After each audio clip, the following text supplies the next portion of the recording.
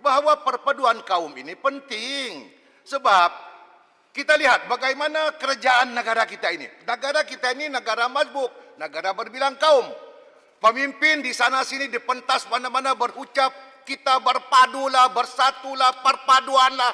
Tetapi kita mengajar anak-anak kita berpecah belah melalui sekolah. Sekolah bangsa-bangsaan, jenis kebangsaan, macam-macam. Kemudian sudah besar 6 tahun, oh kita mesti berpadu, kita mesti dalam satu bumbung. Tapi kita tidak sedar bahawa perpecahan sudah mula berlaku di peringkat sekolah rendah. Memang pendirian kerajaan ini iaitu menjunjung agama Islam sebagai teras utama. Tetapi perpaduan kaum tidak kita boleh perkecilkan. Sama ada Islam, bukan Islam, berbagai-bagai bangsa. Sebab itu kementerian ini hanya Kuantan yang menganggap dia tidak penting. Perpaduan ini terlalu penting. Sebab itu kerajaan fikir mewujudkan kementerian perpaduan supaya menteri dia dapat lebih fokus untuk menyatu padukan rakyat yang telah lama kita pecah belahkan, yang telah lama dipolitikkan, yang telah lama diadu domba dan sebagainya. Berpuluh-puluh tahun kita adu domba rakyat di bawah. Kena bertangan boleh? Minta penjelasan. Kena bertangan. Ketua Pertua. Kena bertangan. Sekejap. Sedikit. 5 saat Saya saja. ada 2 kementerian yang mau sentuh lagi ni. Tak, ini mengenai perpaduan. Ingin menyokong pendapat kena bertangan. Abah, sudah. 10 saat ya. Okey, Tuan Dipertua, tadi kena bertangan dengan begitu bersemangat mengatakan perlu rakyat bersatu dan ianya perlu bermula dari sekolah. Kena bertangan juga telah mengatakan bahawa sekolah tidak perlu dibeza-bezakan sekolah rendah dan menunjukkan tidak perlu ada sekolah Cina, tidak perlu ada sekolah Tamil dan sebagainya. Adakah di sini kena bertangan yang mengatakan bahawa kita perlu hapuskan sekolah vernacular? Terima kasih Tuan Ketua.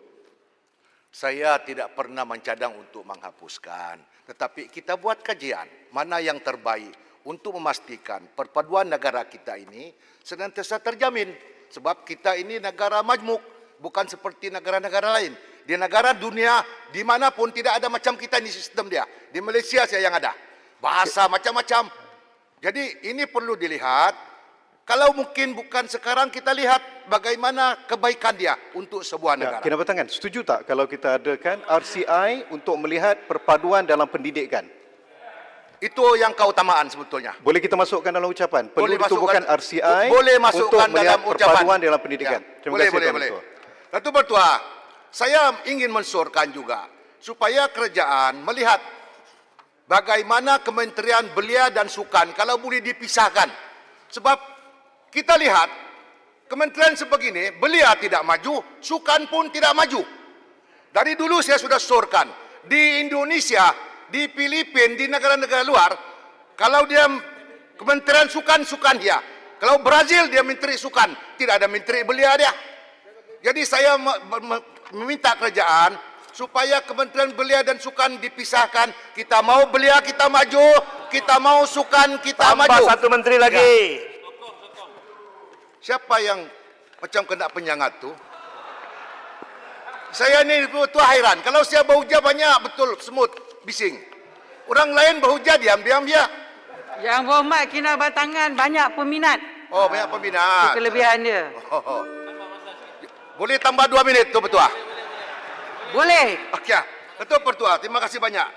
Saya juga melihat bahawa bagaimana Kementerian Pengajian Tinggi dan juga Pendidikan dipisahkan. Sebab dulu waktu menteri kita daripada mana ini? Simpang Renggam. Dia seolah-olah berhadapan dengan masalah. Sama ada mengurus sekolah rendah ataupun pengajian tinggi.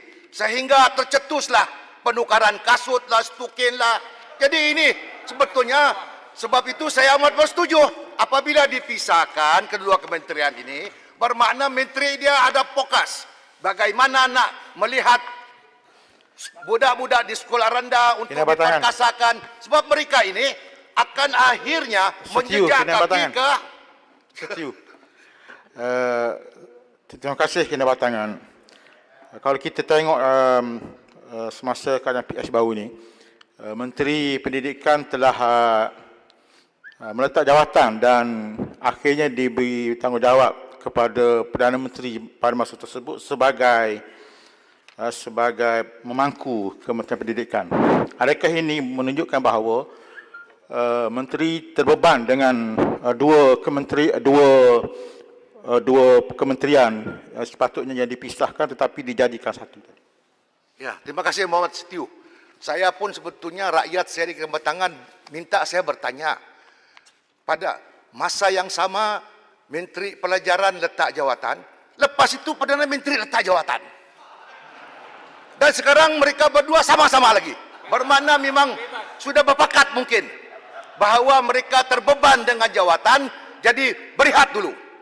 Jadi itu mungkin satu pilihan yang terbaik, pikiran pun tidak terbeban, tidaklah terganggu oleh tekanan-tekanan mengurus dua agensi yang berat.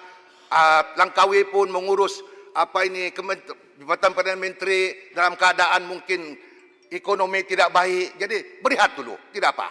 Memang kita ini manusia disuruh berehat, Tun. Jangan bimbang. InsyaAllah kalau ada rezeki ada lagi itu. Terima kasih Datuk Pertua.